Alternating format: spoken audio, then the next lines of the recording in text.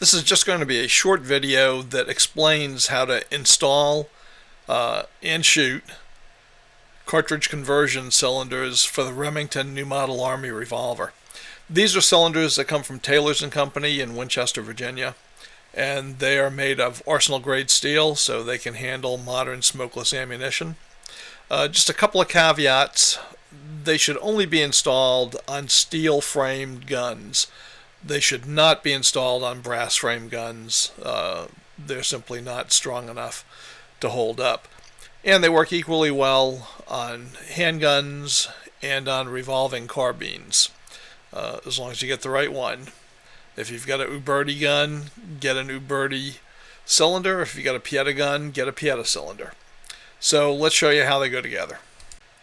The cylinders come in two parts. There's the cylinder itself that's bored through, and there's the back plate that has individual firing pins for each chamber and the ratchet faces that the hand engages in to rotate the cylinder.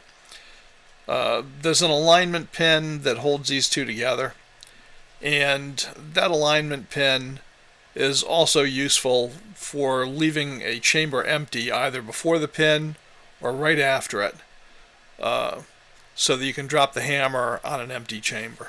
Well, cylinder removal and installation is a pretty straightforward process. So I'll show you how to get the cap and ball cylinder out, and it's quite simple. Place the revolver on half cock so the cylinder spins freely. Drop the loading lever about halfway and pull the base pin until it stops. Then just take your thumb and push the cylinder out right into your other hand. And there you go. Cap and ball cylinder is out. Now, to install the cartridge cylinder, I'll show you with an empty cylinder. You would load it, of course. Put the two pieces together. Put the alignment pin on. Still have the gun on half cock. We still have the loading lever partially dropped and the base pin pulled. You're going to see right here a little piece sticking out right there, and that's the hand. And when we go to put this in, the hand is going to get in the way. So you're going to push it in until you feel it up against the hand. And then all you're going to do is rotate it about a half a turn in a clockwise direction, and that's going to lift the hand up out of the way. And once you've done that, you can slide the base pin in, put the loading lever up.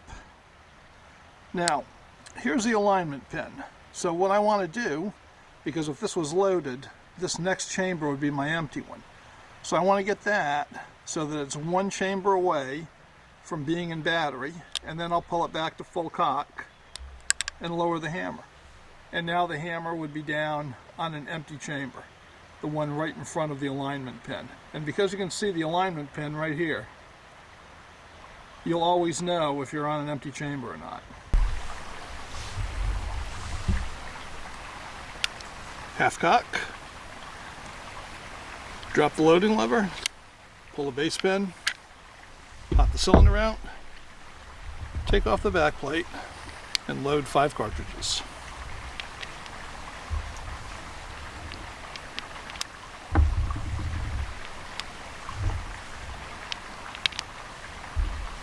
Replace the back plate. Insert the cylinder. Push the base pin back in. Put the loading lever up. Find the alignment hole, which is right here. Drop the hammer, and we're safe.